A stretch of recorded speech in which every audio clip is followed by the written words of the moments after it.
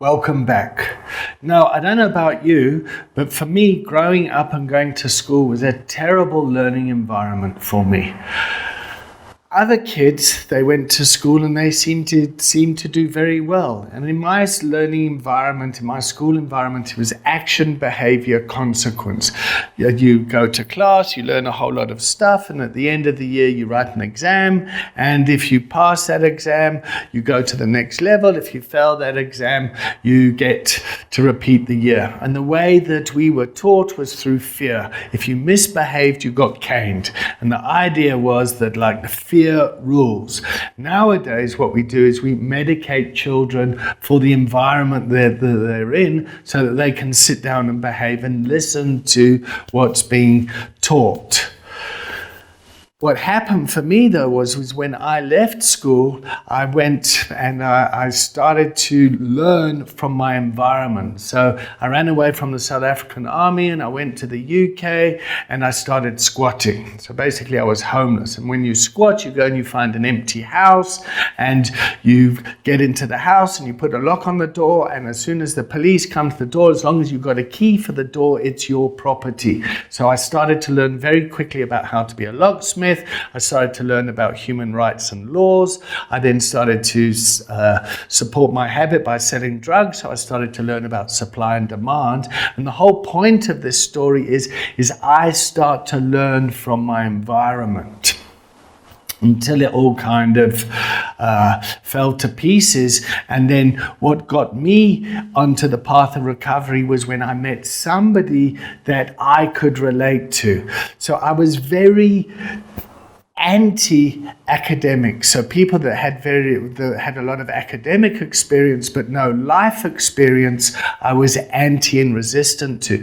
And I always thought that I was stupid because of the school system that I was in. I'm not stupid. I'm very resourceful, clever, entrepreneurial kind of guy. It's just the learning environment that I was in wasn't suitable for me.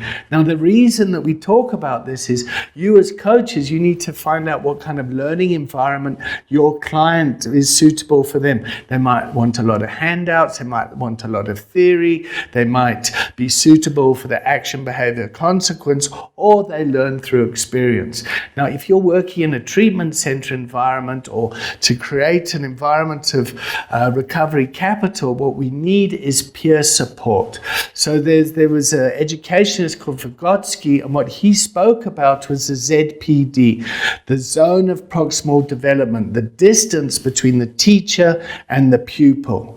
And if you're working in the school environment or something, you want to have the environment where the grade 7s support the grade 6s, the grade 8s support the grade 7s, the grade 9s support the grade 8s, the grade 10 support 9s, the 11s, the 10s, and the 12s, the 11s. And the zone of proximal development gets closer and closer and closer because you can pass the knowledge down. But if you haven't got that in place, the distance is too far, so we can't relate.